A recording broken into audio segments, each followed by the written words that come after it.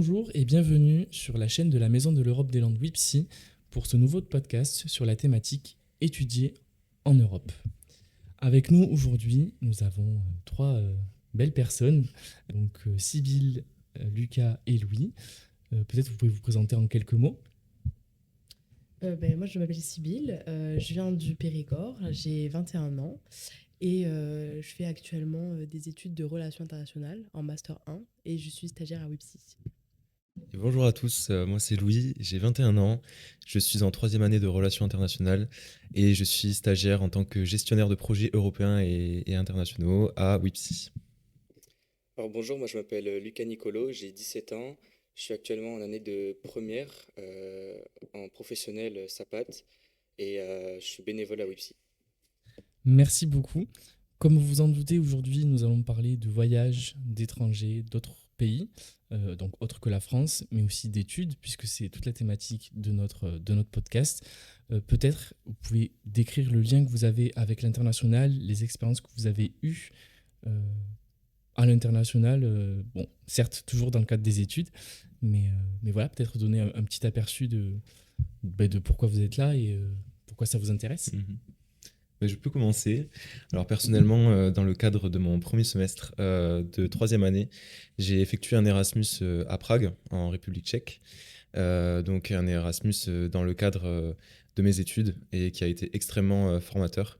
Et je vais après revenir en détail aussi sur un deuxième Erasmus plus petit d'une semaine en Roumanie, où il s'agissait d'un programme intensif européen sur des questions européennes. Voilà.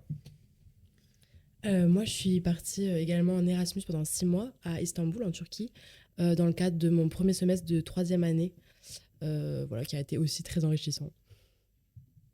Et moi je n'ai pas effectué de mobilité, mais j'ai un lien avec l'Europe car je suis ambassadeur européen au sein de mon lycée et nous travaillons avec les pistes solidaires Europe Direct à Pau. Merci beaucoup pour votre présentation. Comme vous en doutez, on va revenir sur vos expériences, sur vos ressentis. Euh, donc voilà, donc n'hésitez pas à prendre la parole. Voilà. Ma première question, ce serait déjà pourquoi vous avez choisi d'avoir un parcours un peu différent. Est-ce que c'est pour des questions d'orientation, pour des questions d'envie personnelle, de la curiosité, je sais pas. Voilà, c'est une question très ouverte. Pourquoi, tout simplement. Alors moi, je souhaitais déjà en fait depuis longtemps me tourner vers l'international. J'aimais beaucoup les langues et les cultures, en fait, les autres cultures, découvrir. Voilà, c'est vraiment par curiosité, je pense, à la base. Donc j'avais commencé à faire un dossier Erasmus, puis au final j'ai été prise à Sciences Po et à Sciences Po c'est obligatoire de faire un Erasmus. Donc ça s'est aussi fait comme ça. Mais c'était vraiment un intérêt pour moi de découvrir d'autres cultures, d'aller étudier dans un autre pays pour voir aussi un autre système éducatif. Je pense que c'est très enrichissant dans les études. Voilà, c'est plutôt pour ça que moi ça s'est fait comme ça. Ouais, je rejoins un peu ton idée, Sybille. Voilà, quand on est dans des d'études européennes et relations internationales, on est forcément amené à être en contact avec des étudiants étrangers. Et justement, il faut concrétiser un peu voilà, cette approche. Et justement, le fait d'être parti à Prague, bah, ça m'a extrêmement voilà, aidé à m'ouvrir aux autres et justement à découvrir d'autres cultures. Et justement, en relations internationales, je pense que c'est précisément voilà, ce qu'on fait souvent. Vous avez mentionné, enfin, toi surtout, Sybille, des façons différentes en fait, de fonctionner et de faire, notamment dans l'éducation. Euh, Tu peux nous en dire un peu plus sur comment tu as ressenti tout ça et comment ça se matérialise peut-être dans notre pays? Alors donc pour le cas de la Turquie, je suis partie dans les études sup et en fait eux ce qui est différent par exemple c'est le fait que la licence se fait en 4 ans contre 3 chez nous, donc ça c'est différent. Du point de vue des langues aussi, moi j'étais dans une université où tout était en anglais alors qu'en France c'est plutôt un tiers des cours en anglais dans mon domaine, voire moins. Donc ça aussi c'était assez intéressant. Et le fait que peut-être les cours sont plus interactifs aussi. Nous, on a plutôt tendance à faire des cours magistraux avec plein de gens dans l'amphi, etc. Dans ma fac, en Turquie, très peu d'élèves étaient présents déjà en cours. Et donc, ça rendait le cours vraiment interactif. Et j'ai remarqué aussi une autre différence, c'est que les élèves prennent très peu de notes, comparé à nous, où on prend tout en notes, on est tout le temps sur nos ordi comme ça à écrire et tout. En Turquie, non, c'était beaucoup vraiment basé sur la parole, l'échange et la réflexion, en fait, et moins sur prendre en note pour recracher et un cours magistral, quoi. Et toi, Louis? Oui, alors me concernant, les cours étaient voilà, pratiquement en anglais. Et un fait surprenant, c'est qu'il n'y avait pas de tchèque dans mes classes. Justement, c'est vrai qu'en France, voilà, on avait l'habitude d'être voilà, mêlé à d'autres étudiants. Et voilà, dans mes cours, on était constamment en fait, avec des étudiants internationaux. Ce que j'ai trouvé peut-être dommage, parce que j'aurais peut-être voulu passer plus de temps voilà, à découvrir les Tchèques, etc. Mais un point qui m'a vraiment marqué, c'est le fait que les cours sont tournés vers tout ce qui est actualité, et les cours sont extrêmement modernes.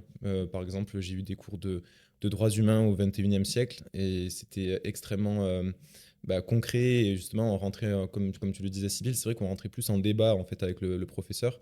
Et voilà, c'est vrai que je trouve que comparé à ce qu'on peut apprendre en France, parfois c'est peut-être un peu trop théorique, et malheureusement on est peut-être un peu trop passif. Donc voilà, j'ai extrêmement aimé en fait cette dimension où voilà, on participe énormément.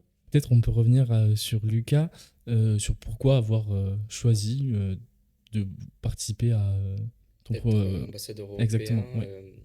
car du coup, dans mon lycée, depuis cette année, ils ont instauré du coup ce partenariat avec les pistes solidaires. Et, euh, et que du coup, pour moi, c'était important d'être ambassadeur parce que je, je m'intéresse beaucoup à l'Europe et que j'étais déjà inscrit en section européenne du coup anglaise.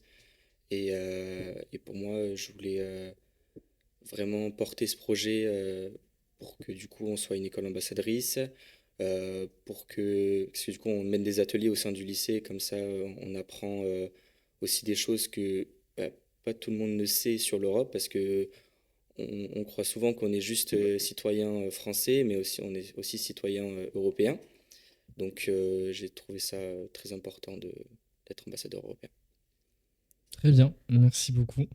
Euh, Maintenant qu'on a un peu posé le cadre un peu de vos expériences, on peut peut-être rentrer sur quelques aspects un peu plus précis, notamment sur les défis un peu qui se posent avant le départ ou avant de commencer une telle expérience. Quelles inquiétudes on peut avoir, et selon vous, et grâce à votre expérience, quels points on peut anticiper et il faudrait anticiper. Quels conseils en fait vous pouvez donner pour, voilà, pour un peu être bien prêt. Vas-y, je commence. Alors déjà, premier conseil, c'est se renseigner quand même sur le contexte un peu local du pays qu'on veut.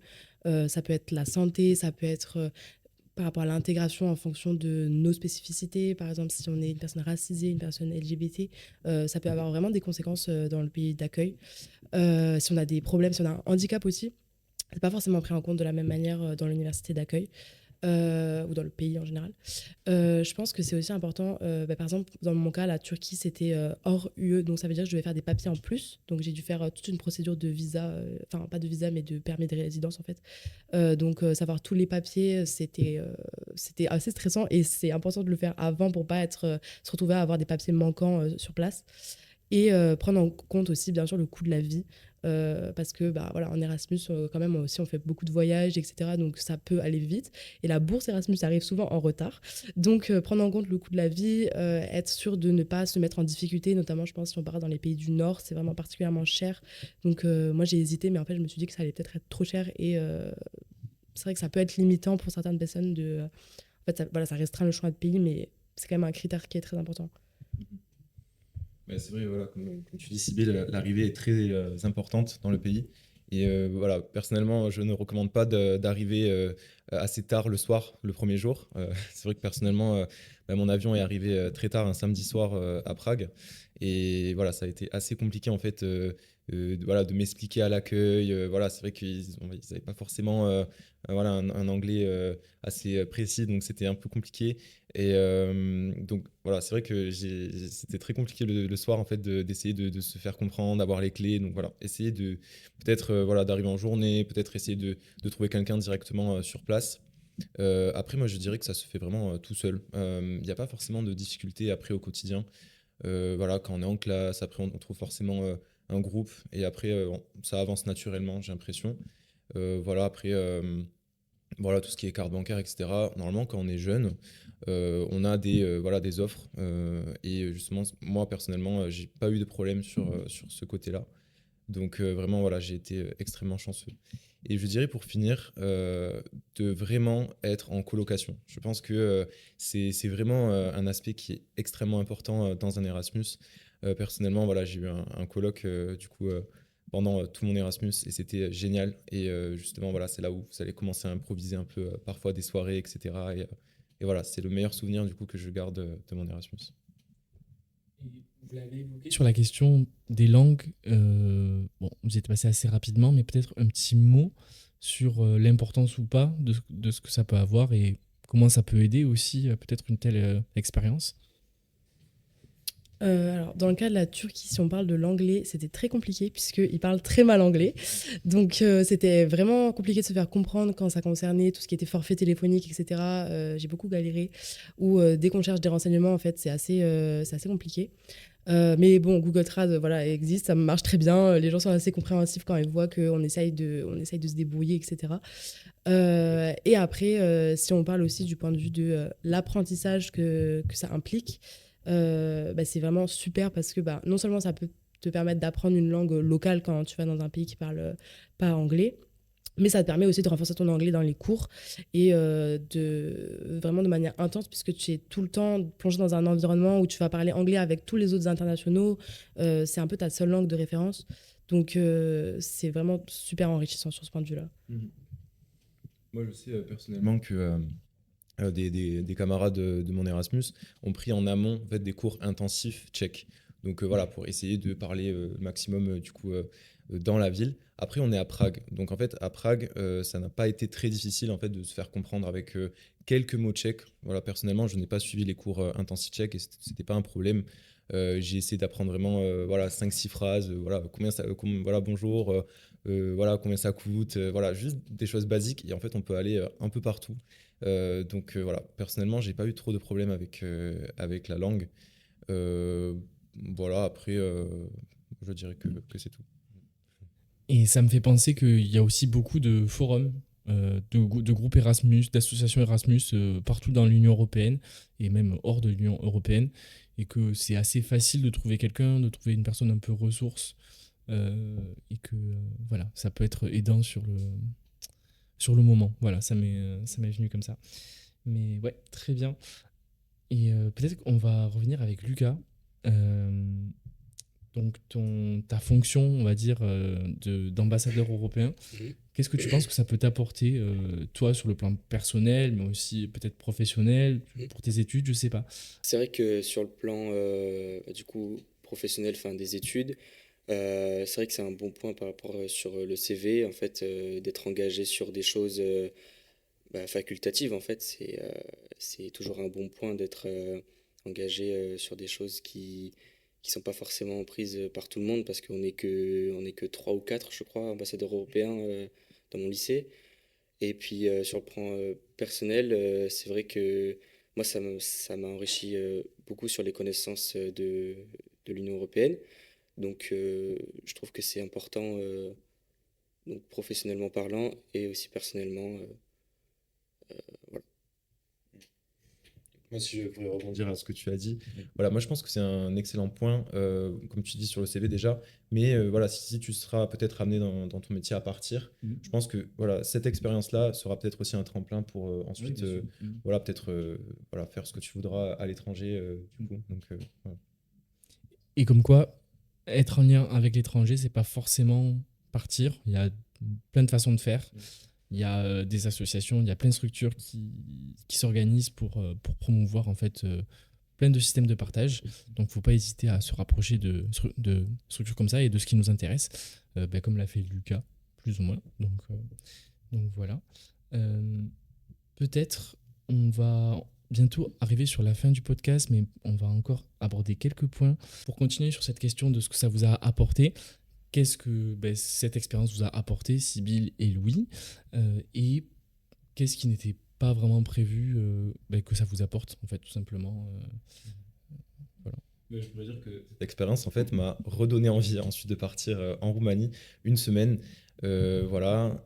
Parce que je dirais que je me sens extrêmement épanoui quand je suis au contact de plusieurs nationalités, des personnes qui ont des opinions mais totalement différentes. Et en fait, l'idée c'est d'être extrêmement en fait, tolérant en fait, avec tout le monde.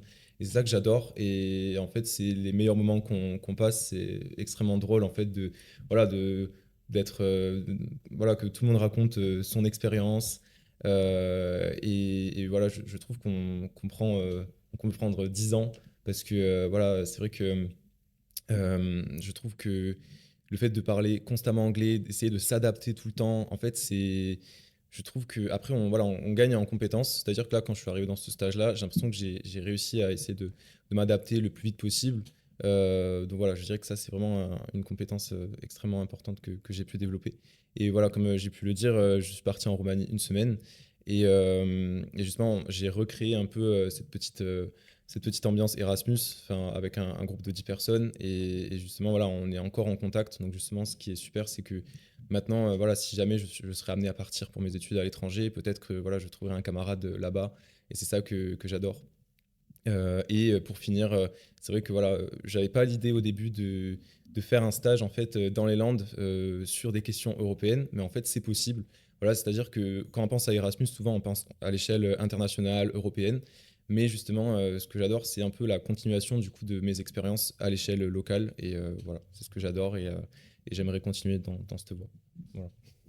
Et moi, je pense que cet Erasmus, ça a apporté que du bonus, que du plus sur le CV.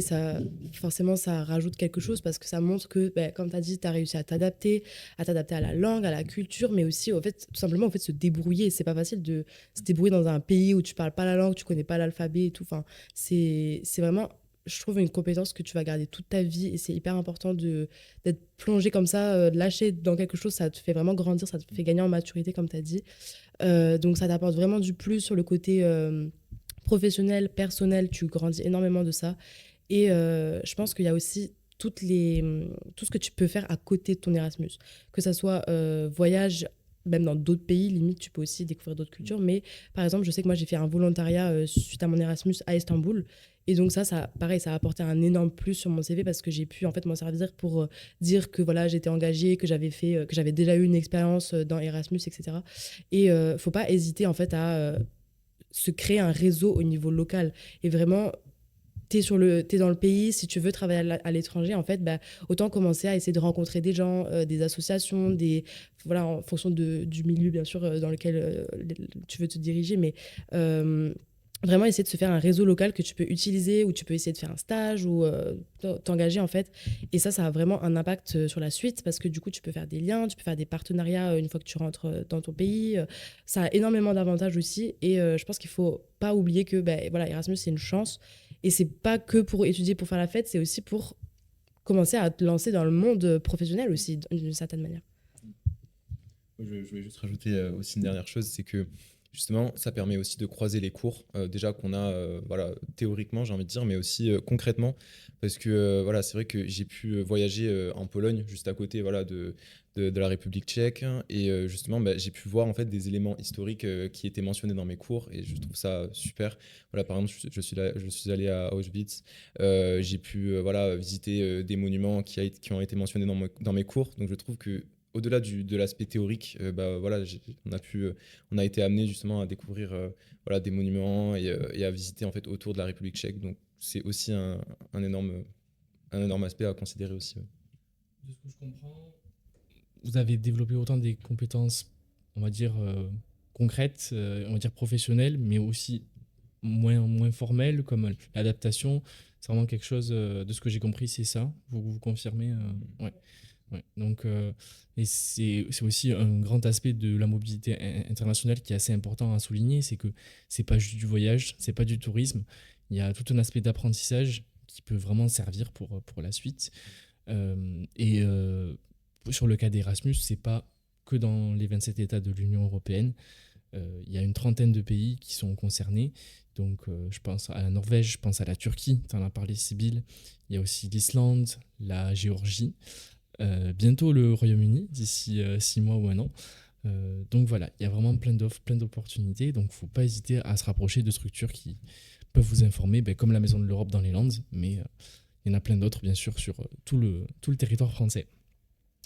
On va arriver sur la fin de ce podcast. Je vais vous poser une dernière question à tous les trois. C'est nous donner un élément qui vous a le plus surpris quand vous êtes arrivé ou pendant votre séjour ou votre expérience, et un élément à l'inverse qui a surpris, on va dire, les locaux, ou toi, par exemple, Lucas, qui a surpris tes camarades ou tes professeurs ou ton entourage. Voilà, donc c'est deux. Quelque chose qui vous a surpris et quelque chose qui a surpris. Voilà. Alors, moi, quelque chose qui m'a surpris, c'est voilà, le fait que les Tchèques étaient extrêmement froids au début. J'ai pas trop compris, en fait. Voilà, j'arrivais dans les boutiques, etc. Et j'étais super enthousiaste. Et mais en fait, voilà, quand ils ont compris que j'étais un touriste, vraiment, voilà, ils me calculaient pas trop. Donc, c'est vrai que voilà, même si j'essayais de parler tchèque, c'était même, voilà, même pas possible en fait de trop parler avec eux. Donc, après, voilà, c'est vrai que je peux comprendre parce que peut-être qu'ils sont submergés du coup à Prague. Après, donc quelque chose qui a surpris les locaux, hmm, je dirais peut-être, oui, le fait que quand on est en groupe d'Erasmus, voilà, on est assez bruyant, donc peut-être que parfois ils ont été un peu surpris, on va dire. Voilà, après, bon, c'est vrai que voilà, c'est peut-être ça qui serait. Alors, c'est très dur comme question. Moi, quelque chose qui m'a surpris, je pense, au premier abord, c'est leur relation aux animaux. C'est assez, je sais pas, assez basique, mais en fait, il y a énormément d'animaux errants dans Istanbul et dans toute la Turquie, notamment les chats. Si vous avez vu des séries turques, vous le savez peut-être. Mais il y a des chats dans les boutiques, dans les métros, et en fait, ils les laissent faire leur vie. Et c'est une relation au vivant qui est tout à fait différente en France. Nous, on a plutôt tendance à ne pas du tout aimer les chats errants. Et c'était vraiment, je trouve, assez surprenant de voir que c'est possible, en fait, de cohabiter, quoi. Et quelque chose qui a surpris les Turcs, je sais pas, la première idée qui me vient, c'est ils m'ont toujours demandé pourquoi j'ai choisi la Turquie. Ils étaient surpris que je veuille venir dans leur pays. Et franchement, c'est assez rigolo cette question qui est vraiment revenue souvent. Mais moi, c'était vraiment une grande curiosité au-delà de l'Europe. C'est pour ça aussi que j'ai choisi la Turquie. Voilà, je n'ai pas d'autre idée pour l'instant. Et moi, du coup, quelque chose qui a surpris, du coup, Martina Massoli, la chef de service des pistes solidaires, notre formatrice pour les ambassadeurs européens, du coup, c'était vraiment euh, l'implication dans laquelle on mettait pour, du coup, devenir ambassadeur européen. Et parce qu'elle disait que c'était rare, en fait, de voir des jeunes aussi motivés et que, en fait, on veuille vraiment que notre lycée soit reconnu ambassadrice européenne, quoi. Donc en fait, voilà, ça l'a vraiment surpris. Et puis aussi, qui a surpris, du coup, je pense plus à mes proches et aux gens à qui je leur en parle, c'est le fait bah, aussi pareil que je sois aussi investi par rapport aux ambassadeurs européens, la section européenne, WIPSI du coup aussi. Enfin, il y a plein de choses où je m'investis et du coup, enfin, pour eux, c'est pas très commun, alors que pour moi, c'est juste, c'est juste normal, mais voilà. Est-ce qu'il y a quelque chose qui t'a surpris à toi dans tout ce processus ou pas vraiment? C'était assez fluide. Qui m'a surpris bah, de voir que en fait il nous accompagne autant enfin je veux dire que même si on fait pas de mobilité du coup enfin qu'on puisse s'investir tout autant et j'ai trouvé ça bien du coup. Un dernier élément qui m'a surpris, c'était les bières à 2 euros. Vraiment, c'était super. Voilà, et bah, la qualité aussi des bières, c'était super. Voilà. À consommer avec modération, bien sûr. Évidemment. Voilà. Merci beaucoup à vous trois pour votre temps et pour votre participation à ce podcast. Quant à nous, nous nous retrouvons très vite pour une prochaine vidéo sur notre chaîne. N'hésitez pas à vous abonner et activer les notifications pour ne rien rater de nos publications. Merci beaucoup pour votre écoute et à très vite. Au revoir.